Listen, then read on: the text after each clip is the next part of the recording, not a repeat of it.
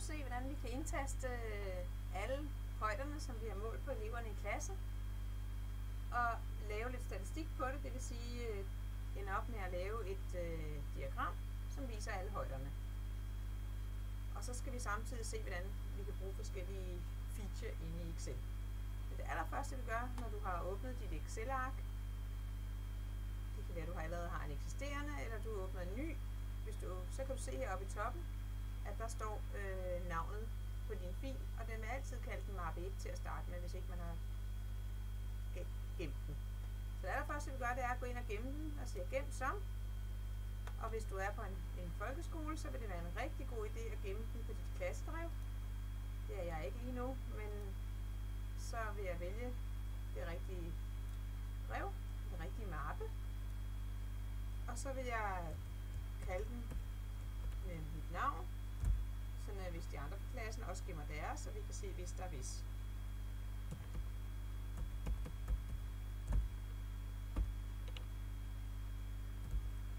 Og det er en rigtig god idé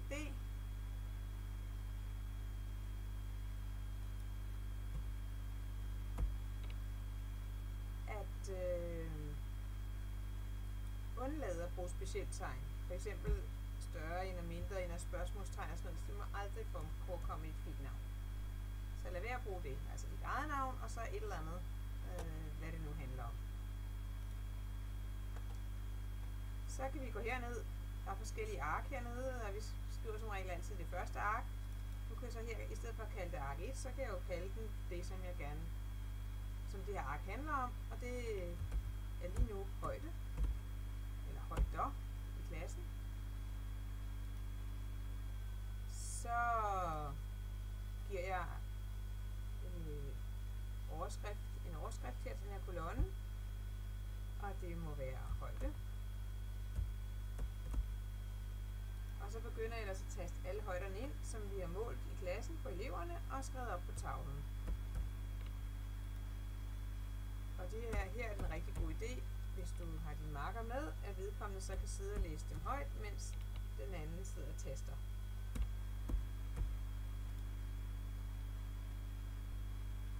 Jeg har nu tastet alle højderne ind, så kontrollerer jeg lige, at jeg faktisk har alle sammen.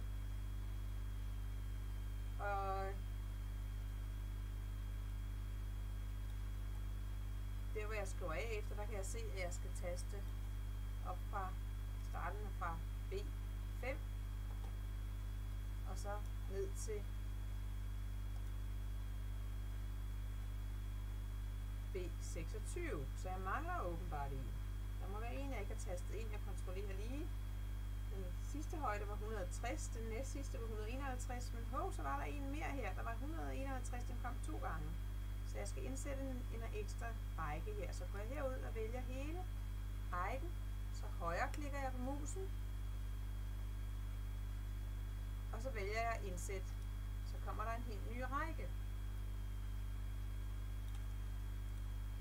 Så her kan jeg så skrive den manglende højde, 151. Så vil jeg gerne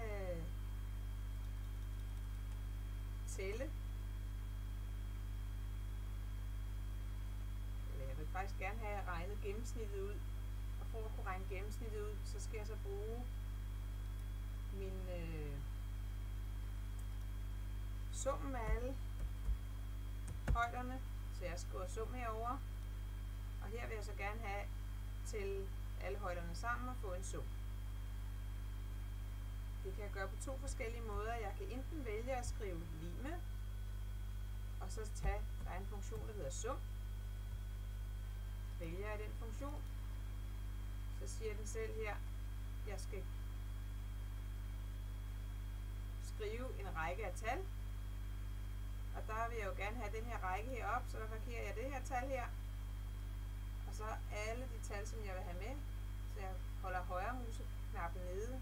Nej, det passer ikke. Det er venstre museknappen nede. Og så trækker jeg op, indtil jeg har fået den øverste af højderne med.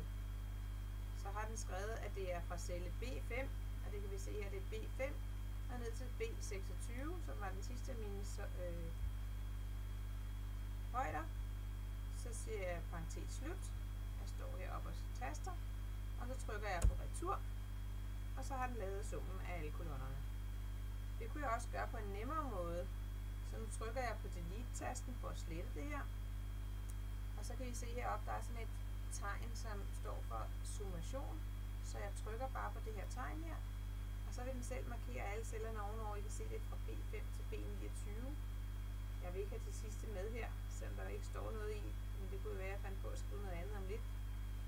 Så jeg hiver lige fat her i hjørnet, og så holder jeg venstre musetasten nede og skubber op, så jeg kun får cellerne fra B5 til B26, hvor der står noget. Så nu har jeg altså ligesom før stående, at det skal være summen fra B5 til B26, og så trykker jeg retur. Og jeg får også den samme sum. Så vil jeg gerne tælle, hvor mange elever jeg har højderne på. Så her, der kan jeg skrive antal. Og jeg hopper ind i den her celle her, og der vil jeg gerne have, hvor mange elever har jeg målt højderne på heroppe. Hvor mange højder er der. Det kan jeg igen få Excel til at regne ud, så jeg kan skrive lig med. Og så kan jeg skrive tæl, parentes start, og så skal jeg op og vælge, ligesom før, alle de celler, som jeg vil have, den skal tælle. Så jeg går herop og holder venstre musetasten nede, mens jeg trækker den op. Så skriver jeg lige parentes slut og retur. Så der er altså 22 højder. Skal jeg så regne gennemsnittet ud, så skriver jeg her gennemsnit. Men det ser ikke særlig godt ud. Vi kan se, at teksten går ind i den næste celle. Så går jeg herop og stiller mig midt imellem de to kolonner her, A og B-kolonnen.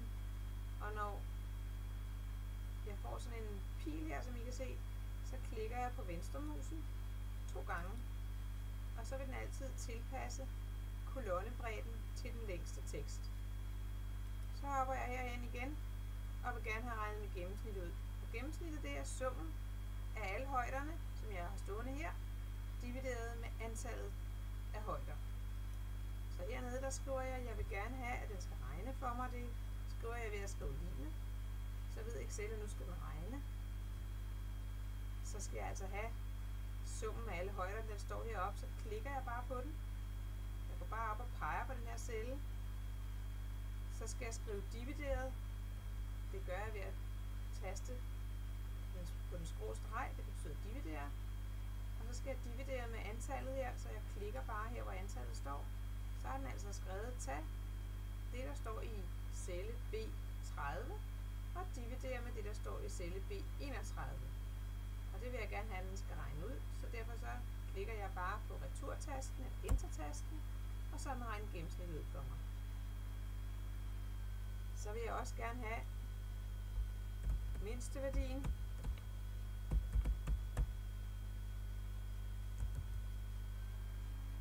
Igen, så kommer teksten nu til at stå ind i næste celle, så jeg går herop igen og klikker 2 gange på venstremusen, så tilpasser den sig, så kolonnen bliver lige så bred som den største tekst. Men hvad er mindsteværdien? Jeg kan prøve at kigge herop for at se, om jeg kan finde mindsteværdien. Der er en, der er 155, og det må den mindste. Nej, for der er også en på 149. Det er ikke lige til at overskue. Så for at finde ud af, hvad der er størst og mindst, så vil jeg rigtig gerne have sorteret den her. Så jeg klikker på den første celle. Så går jeg ned. Og så vil jeg gerne her igen venstre klikke, men inden jeg gør det, så holder jeg shift-tasten nede. Det er den, man laver store bogstaver med. Og så venstre klikker jeg. Så vil den markere alle de celler, som er fra jeg klikkede første gang, og så ned til, hvor jeg klikkede nu, hvor jeg holdt shift-tasten nede. Så tager jeg og højre klikker. Og så er der et menupunkt her, der hedder sorter, og så sorter med mindste først. Fokus, så har den sorteret dem alle sammen, så de mindste står først. Det vil sige, at der var 2, der var 149 cm høje, og den største var 184 cm høj. Så nu kan jeg nemt se, at mindsteværdien altså er 149.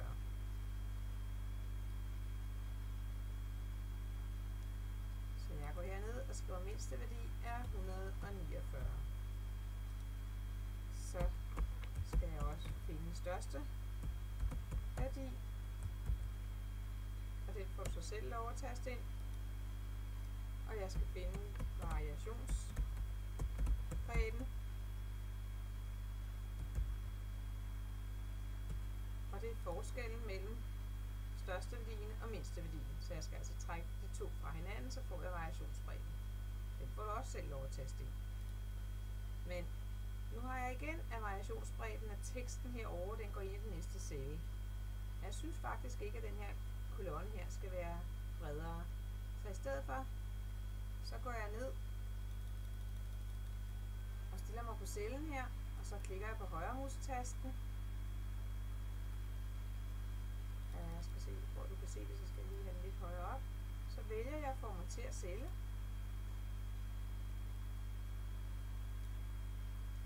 Og så kan du se her, at der kan, lige nu står cellen til at være standard. Men jeg kan vælge, at cellen skal være et tal. Det skal det være her. Det skal netop være noget tekst. Så kan jeg gå herover i den her fane, der hedder justering.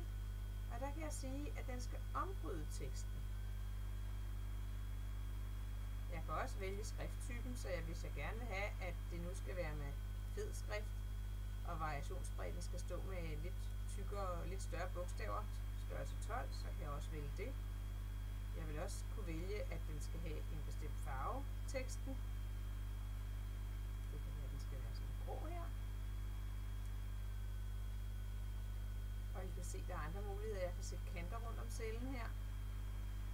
Så her der markerer jeg, at stregen, kanten rundt om cellen, skal være op for oven på cellen. Eller hvis jeg valgte den her over, så vil stregen komme til at stå herovre i højre side af cellen. Og her kan jeg vælge, om nu stregerne skal være dobbeltstreger, eller enkeltstreger, eller stiplestreger, eller fede streger. Men jeg er nu glad for, at det jeg har valgt. I første omgang var det jo vigtigt for mig at få lavet det her ombrudt tekst, så jeg siger ja tak til det. Og så kan I se, nu har den ombrudt teksten, og jeg har fået den fed, og den er også blevet grå. Hvis jeg nu ikke vil have den til at dele ordet, som den gjorde lige før midt i ordet, på en skæv måde, så kunne jeg sætte et bindestreg ind her, så vil den typisk dele ordet ved bindestreg. Så skal vi have fundet typetal. Typetal, det er den højde, som der er flest af. Så der er to, der er 149 cm høje. Der er kun en, der er 150 cm høj. Hvor mange er der nogen, som der er mere end 2 af? Der er 2, der er 158. Hvor mange er der er 160 cm høje? Der er 1, 2, 3, 4 personer, som er 160 cm høje. Så typetallet her, den højde, som der er flest af, det er 160 cm. Hvis jeg skal have benævnelse på, så vil jeg gerne skrive det i en kolonne for sig, sådan at der kun står tal over den her kolonne. Så mindsteværdien var også centimeter, og gennemsnittet er centimeter, men jeg synes ikke, det er rart. Det ser pænt ud med det her. Den har så mange decimaler på, så jeg vil gerne have, at der kun er 2 decimaler på gennemsnitsværdien. Det kan jeg igen gøre ved at højreklik på musen, mens jeg står på cellen. Vælge formater celle. Og så kan jeg herinde gå hen og vælge at sige, at det skal være et tal. Altså jeg går ind i fanen tal og vælger tal. Og så står der her antal decimaler er 2. Jeg kunne godt lave det med kun 1 decimal, eller 2 eller 3. Jeg klikker rundt her. 4 decimaler, men jeg vil altså gerne have det med 2 decimaler. Og så kan jeg her vælge, om negative tal skal stå som minus og med sorte bogstaver, eller det skal være med røde. Ikke bogstaver, cifre selvfølgelig. Så her kan jeg vælge forskellige måder, hvordan det skal se ud. Jeg vil gerne have, at det skal se med sorte tal og med minus foran, hvis det var negativt. Og jeg skal have 2 decimaler. Så jeg siger ja tak til det, og så I måske, at den ændrer sig nu. Jeg prøver lige at fortryde det, jeg lige gjorde før, så I kan se, hvad der sker.